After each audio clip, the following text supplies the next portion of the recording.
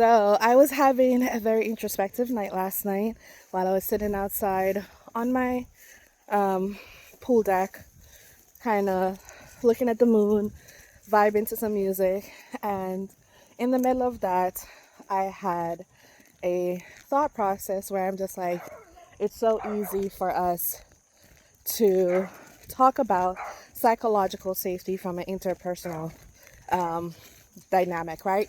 But it has never really been talked about from an intrapersonal dynamic, which is dealing with oneself, one's thoughts, processes, how we view the world, right?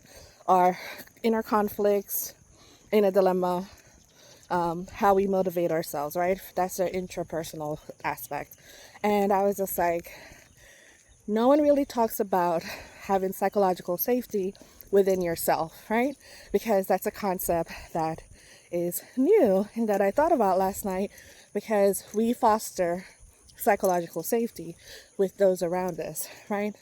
Therapists with their clients, parents with their children, you know, professors with their students, having them come to talk about any and everything regarding this topic, subject matter, whatever, but never how do we foster psychological safety within ourselves. And the whole aspect of it is how do we make our mind safe in order to reflect that in our environment. So one of the things that I looked at was what are some of the things that foster psychological safety, right?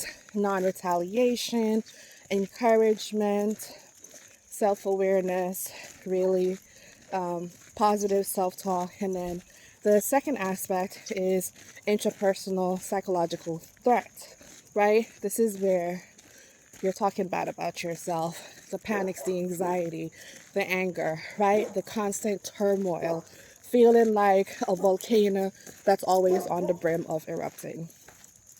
Those are the two concepts that will be featured in my dissertation and actually would be the center of my dissertation.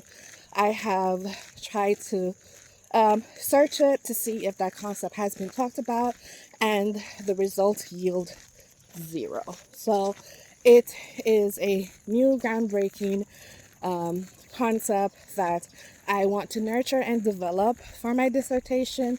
That way, in the future, it can actually be used as for practical use in how mental health providers, counselors, social work, how they foster that psychological safety within themselves in order to reflect it to their clients and foster it in their clients. That way they can live productive, fulfilled adult lives.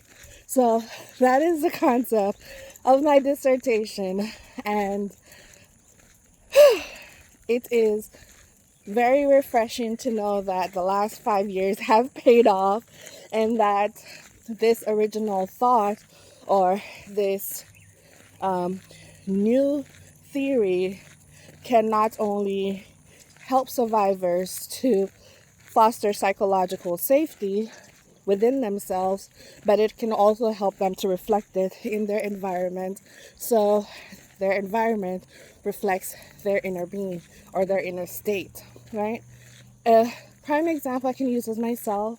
I remember saying to my therapist one day, there was never a day where I remember not being in pain.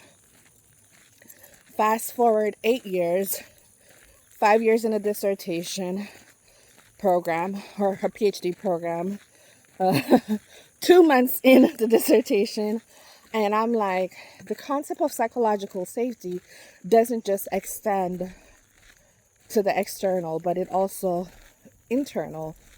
Because if we are unable to feel safe within ourselves, within our minds, then we are unable to have that reflected in our environment or to create an environment that reflects our inner state, right? If you're in turmoil, your mind's always in panic mode, anxiety, you name it, it will reflect it, whether that's chaos in your house, how you talk to people, how you treat yourself, how you treat your home. And I think that this is such a aha moment because how we develop psychological safety can determine how productive and fulfilled our lives would be post-trauma.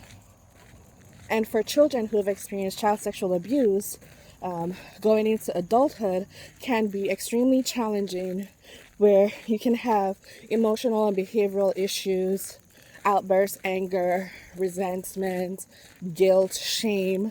These are all parts of intrapersonal psychological threat, right?